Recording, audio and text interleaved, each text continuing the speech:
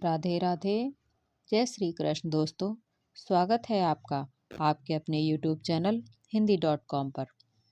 दोस्तों, आज के इस वीडियो में हम मार्गशीर्ष मास में सुनी जाने वाली कथा के आगे की कथा का श्रवण करेंगे। माता पार्वती ने जब श्री महादेव से पूछा, प्रभु, अन्य कृतज्ञ को किस किस की प्राप्ति होती है, उसके विषय में उन वेदांगों के पारंगत विद्वानों ने क्या कहा। तब महादेव बोले, प्रिय राजेंद्र, सुयज्ञ के प्रश्न करने पर उन सब मुनियों में महान ऋषि नारायण ने प्रवचन देना आरंभ किया। नारायण ने कहा, भोपाल, जो अपनी या दूसरों की दी हुई ब्राह्मण वृत्ति का अपहरण करता है, उसे कृतज्ञ समझना चाहिए। उसे जो फल मिलता है उसको सुनो। जिनकी जीविका छिन जाती है, उन ब्राह्मणों के आंसुओं से धरती के जितने धूलिकण भीगते हैं, उतने सहस्त्र वर्षों तक वह शूल प्रोत नामक नरक में रहता है। दहकते हुए अंगार उसे खाने को मिलते हैं और उटाया हुआ मूत्र पीने को। तपे हुए अंगारों की शैया पर उसे सोना पड़ता है। उठने की चेष्टा करने पर यमराज के दूध उन्हें पीटते हैं। उस नरक यातना के अंत में वह महापापी जीव भारतवर्ष में विष्टा का कीड़ा होता है। उस योनि में उसे देवता के वश से 6000 वर्षों तक रहना पड़ता है। फिर वह मानव भूमि संतानहीन, दरिद्र, कृपण, रोगी और निंदनीय शूद्र होता है। उसके बाद उसकी शुद्धि होती है। नारद जी बोले, जो नराधम अपनी अथवा पराई कीर्ति का हनन करता है, वह कृतज्ञ कहाँ गया है। उसको मिलने वाले फल का वर्णन सुनो। निरीश्वर, वह अत्यंत दीर्घ काल तक अंधकूप नामक नरक में निवास करता है। उसमें सरौते जैसे कीड़े उसे सदा काटते हैं और खाते रहते हैं। वह पापी वहाँ तपाया हुआ खारा पानी पीता है और खाता है। फिर 7 जन्मों तक सर्प और 5 जन्मों तक कौवा होने के बाद वह शूद्र होता है। देवल ने कहा, जो भारतवर्ष में ब्राह्मण, गुरु अथवा देवता के धन का अपहरण करता है, उसे महान पापी एवं कृतज्ञ समझना चाहिए। वह बहुत लंबे समय तक अवटु नरक में निवास करता है। फिर शराबी और शूद्र होता है। इसके बाद उसकी शुद्धि होती है। जगिशव्य बोले, जो पिता, माता अथवा गुरु के प्रति भक्ति से हीन होकर उनका पालन नहीं करता, उल्टी वाणी द्वारा उनकी ताड़ना करता है, उसे कृतज्ञ कहा गया है। जो उल्टा नारी प्रतिदिन वाणी द्वारा अपने स्वामी को ताने मारती या फटकारती है, वह कृतज्ञ कही गई है। भारतवर्ष में वह बहुत बड़ी पापिनी है। कृतज्ञ पुरुष हो या स्त्री, दोनों वही कुंड नामक महाघोर नरक में पड़ते हैं। वहाँ बहुत लंबे समय तक वे अग्नि में ही वास करते हैं। फिर 7 जन्मों तक जलौका होकर वह शुद्ध होता है। वाल्मीकि ने कहा, राजन, जैसे सभी तवों में सर्वत्र व्रत तत्व है, कहीं भी वृक्षवल्ली झूठी गवाही देता या पक्षपात पूर्ण बात करता है, वह निश्चय ही बहुत लंबे समय तक सर्पकुंड में निवास करता है। सदा उसके शरीर से सांप लिपटे रहते हैं। वह डरा रहता है और सांप उसे खाए जाते हैं। यमदूतों की मार पड़ने पर वह सांपों का मलमूत्र खाने को विवश होता है। फिर भारत में 7 जन्मों तक वह अपनी 7 पीढ़ी के पूर्वजों सहित गिरगिट और मेंढक होता है। इसके बाद विशाल वन में सेमल का वृक्ष होता है। फिर गूंगा मनुष्य एवं शूद्र होकर वह शुद्धि लाभ करता है। आस्तिक बोले, गुरु पत्नी गमन करने पर मानव मात्रगामी समझा जाता है। मात्रगमन करने पर मनुष्यों के लिए प्रायश्चित नहीं मिलता। नृपश्रेष्ठ, भारतवर्ष में मात्रगामी पुरुषों का जो दोष प्राप्त होता है वह शूद्रों को ब्राह्मणी के साथ समागम करने पर लगता है। यदि ब्राह्मणी शूद्र के साथ संबंध करे तो उसे भी उतना ही दोष प्राप्त होता है। कन्या, पुत्र वधू, सास, गर्भवती, भौजाई और भगिनी के साथ समागम करने पर भी वैसा ही दोष लगता है।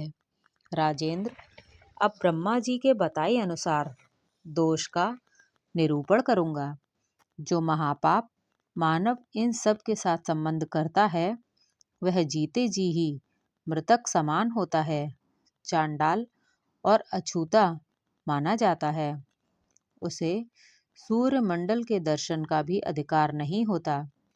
वह उनके चरणामृत का, तुलसी दल मिश्रित जल का, संपूर्ण तीर्थ जल का तथा ब्राह्मणों के चरणों का स्पर्श भी नहीं कर सकता। वह पात की मनुष्य विष्टा के समान घृणित होता है।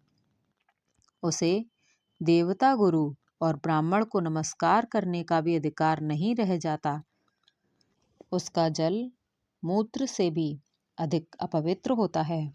भारत में पृथ्वी उसके भार से दब जाती है।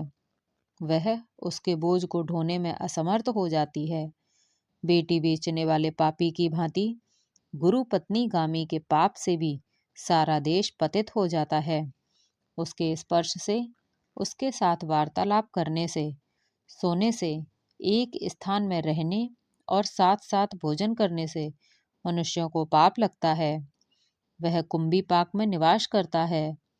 वहां उसे दिन रात अविराम गति और चक्र की भांति घूमना पड़ता है। वह आग की लपटों से जलता और यमदूतों द्वारा पीटा जाता है। इस प्रकार वह महापाप प्रतिदिन नरक यातना भोगता है। नरक यातना के बाद हजारों वर्षों तक उसे विष्टा का कीड़ा होना पड़ता है। फिर वह पत्नी ही नपुंसक चांडाल होता है। उसके बाद उसे 7 जन्मों तक गलित कोढ़ से युक्त शूद्र एवं नपुंसक होना पड़ता है। इसके बाद वह कोढ़ी, अंधा एवं नपुंसक ब्राह्मण होता है। इस प्रकार 7 जन्म धारण करने के बाद उस महापाप की शुद्धि होती है। मुनि बोले, इस प्रकार हमने शास्त्र के अनुसार सब बातें बताई। राजन, तुम इन विप्र को प्रणाम करो और निश्चय ही इन्हें अपने घर को लौटा ले जा लो। वहां यत्न पूर्वक ब्राह्मण देवता का पूजन करके इनका आशीर्वाद लो। महाराज, इसके बाद शीघ्र ही वन को जाओ और तपस्या करो। ब्राह्मण के शाप से छुटकारा मिलने पर फिर यहाँ आओगी। पार्वती, ऐसा कहकर सब मुनि देवता, राजा तथा बंधु वर्ग के लोग तुरंत अपने अपने स्थान को चले गए। माता पार्वती जी ने पूछा, प्रभु, मुनि समूहों के चले जाने पर मनुष्यों के कर्म का फल वर्णन सुनने के अनंतर ब्रह्मा शाप से विहल हुए नृप श्रेष्ठ सुयज्ञ ने क्या किया? अतिथि ब्राह्मण ने भी क्या किया? वे लौटकर राजा के घर में गए या नहीं, ये बताने की कृपा करें। तब महेश्वर ने कहा, प्रिय, मुनि समूहों के चले जाने पर वे श्रापग्रस्त नरेश धर्मात्मा पुरोहित वशिष्ठ जी की आज्ञा से भूतल पर ब्राह्मणों के दोनों चरणों में दंड की भांति गिर पड़े। तब उन श्रेष्ठ द्विज ने क्रोध छोड़कर उन्हें शुभ आशीर्वाद दिया। उन कृपा मूर्ति ब्राह्मण को क्रोध छोड़कर मुस्कुराते देख नृप श्रेष्ठ सुयज्ञ ने नेत्रों से आंसू बहाते हुए दोनों हाथ जोड़ लिए और अत्यंत विनम्र भाव से आत्मसमर्पण करते हुए उनसे परिचय पूछा। राजा की बात सुनकर वे मुनि श्रेष्ठ हंसने लगे। उन्होंने मेरे दिए हुए सर्वदुर्लभ परम तत्व का उन्हें उपदेश दिया। अतिथि बोले, ब्रह्मा जी के पुत्र मरीच हैं, उनके पुत्र स्वयं कश्यप जी हैं। कश्यप के प्राय सभी पुत्र वनवांछित देव को प्राप्त हुए हैं। उनमें त्वष्टा बड़े ज्ञानी हुए। उन्होंने सहस्त्र दिव्य वर्षों तक पुष्कर में परम दुष्कर तपस्या की। ब्राह्मण पुत्र की प्राप्ति के लिए देवादिदेव परमात्मा श्री हरि की समारा की। तब भगवान नारायण ने उन्हें एक तेजस्वी ब्राह्मण पुत्र वर के रूप में प्राप्त हुआ। वह पुत्र तपस्या के धनी तेजस्वी विश्ववर के नाम से प्रसिद्ध हुआ। एक समय बृहस्पति जी देवराज के प्रति कोपित होकर जब कहीं अन्यत्र चले गए, तब इंद्र ने बृहस्पति को ही अपना पुरोहित बनाया। बृहस्पति के माता महादैत्य थे, अतः देवताओं के यज्ञ में दैत्यों के लिए भी घी की आहुति देने लगे। जब इंद्र को इस बात का पता लगा तो उन्होंने अपनी माता की आज्ञा लेकर ब्राह्मण विश्वरूप के मस्तक काट दिए। नरेश्वर विश्वरूप के पुत्र रूप हुए, जो मेरे पिता हैं। मैं उनका पुत्र सूत हूँ। मेरा नाम कश्यप गोत्र है और मैं वैरागी ब्राह्मण हूँ। महादेव जी मेरे गुरु हैं। उन्होंने ही मुझे विद्या ज्ञान और मंत्र दिए हैं। प्रकृति से परवर्ती सर्वात्मक मेरे इष्ट देव हैं। मैं उन्हीं के चरण कमलों का चिंतन करता हूँ। मेरे मन में संपत्ति के लिए कोई इच्छा नहीं है। राधा बल्लभ श्री कृष्ण मुझे सालोक्य सारिश सारूप्य और समीप्य नामक मोक्ष देते हैं, परंतु मैं उनकी कल्याणमयी सेवा के सिवा दूसरी कोई वस्तु नहीं लेता। ब्रह्मवर्त को भी मैं जल में दिखाई देने वाले प्रतिबिंब की भांति मिथ्या मानता हूँ। नरेश्वर, भक्ति के अतिरिक्त सब कुछ मिथ्या भ्रम मात्र है। इंद्र, मनु अथवा सूर्य का पद भी जल में खिंची हुई रेखा के समान मिथ्या है। मैं उसे सत्य नहीं मानता। फिर राजा के पद को कौन गिनता है? सुयज्ञ, तुम्हारे यज्ञ में मुनियों का आगमन सुनकर मेरे मन में भी यहाँ आने की लालसा हुई। मैं तुम्हें विष्णु भक्ति की प्राप्ति कराने के लिए यहाँ आया हूँ। इस समय मैंने तुम पर केवल अनुग्रह किया है, तुम्हें श्राप नहीं दिया। तुम एक भयानक गहरे भव सागर में गिर गए थे। मैंने तुम्हारा उद्धार किया है।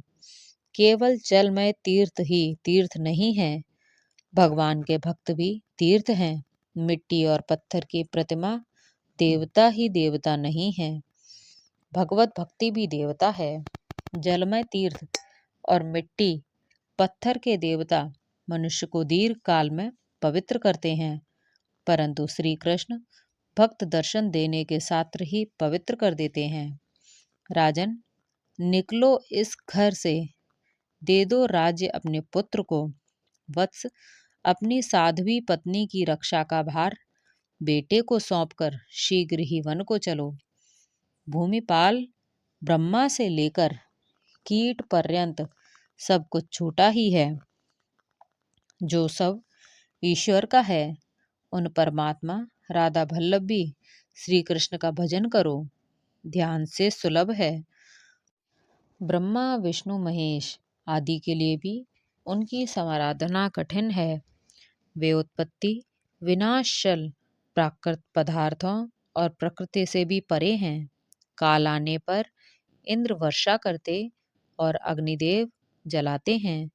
संपूर्ण विश्व के शासक तथा प्रजा को संयम में रखने वाले यमकाल से भी भयभीत होकर अपने कार्य में लगे रहते हैं। काल ही समय आने पर संहार करता है और वही यथा समय पर सृष्टि का पालन करता है। काल से प्रेरित होकर ही समुद्र अपने देश की सीमा में रहता है। पृथ्वी अपने स्थान पर स्थिर रहती है। पर्वत अपने स्थान पर रहते हैं और पाताल अपने स्थान पर है। राजेंद्र, 7 स्वर्गलोक, 7 द्वीपों सहित पृथ्वी, पर्वत और समुद्र सहित 7 पाताल, इन समस्त लोकों सहित जो ब्रह्मांड है वह अंडे के आकार में जल पर तैर रहा है। प्रत्येक ब्रह्मांड में ब्रह्मा, विष्णु, महेश आदि रहते हैं। देवता, मनुष्य, नाग, गंधर्व तथा राक्षस आदि निवास करते हैं। हे राजन, पाताल से लेकर ब्रह्मलोक तक जो अंड है, यही ब्रह्मा जी का कृत्रिम ब्रह्मांड है। यह जल में शयन करने वाले शूद्र विराट विष्णु के नाभि कमल पर उसी तरह से है जैसे कमल की कर्णिका में बीज रहा करता है। इस प्रकार स्वतमिक से परवर्ती ईश्वर सर्वात्मा श्री कृष्ण का ध्यान करते हैं। उनका आधार है महाविष्णु का विस्तृत रोम, महाविष्णु के अनंत रोम। कूपों में से प्रतीक में ऐसे ऐसे ब्रह्मांड स्थित हैं। महाविष्णु के शरीर में असंख्य रोम हैं और उन रोम कूपों में असंख्य ब्रह्मांड हैं। अंडाकार ब्रह्मांड की उत्पत्ति के स्थान भूत वे महाविष्णु भी सदा श्री कृष्ण की इच्छा से प्रकृति के गर्भ से अंड रूप में प्रकट होते हैं। सबके आधारभूत वे महाविष्णु भी महास्वामी सर्वेश्वर परमात्मा श्री कृष्ण का सदा चिंतन किया करते हैं। इस प्रकार संपूर्ण ब्रह्मांड में स्थित ब्रह्मा, विष्णु और महेश आदि तथा महान विराट और शुद्ध विराट, इन सब की बीज रूपा जो मूल प्रकृति ईश्वरी है, वह प्रलय काल में कालेश्वर श्री कृष्ण में लीन होती है तथा सदा उन्हीं का ध्यान करती है। यह सब परम दुर्लभ महाज्ञान तुम्हें बताया गया है। गुरुदेव शिव ने यह ज्ञान मुझे दिया था, इसे तो तुमने सुन लिया। तो दोस्तों, इस वीडियो के माध्यम से मैंने भी आप लोगों को इस कथा का श्रवण करा दिया है। बोलो राधे राधे, जय श्री कृष्णा। दोस्तों, आशा करती हूँ कि आपको ये कथा पसंद आई हो। ऐसी और कथाएं सुनने के लिए आप हमारे चैनल हिंदी.com को सब्सक्राइब करें और बेल आइकन दबाना ना भूलें। और वीडियो अगर पसंद आई हो तो वीडियो को लाइक करें और कमेंट में राधे राधे ज़रूर लिखें। धन्यवाद।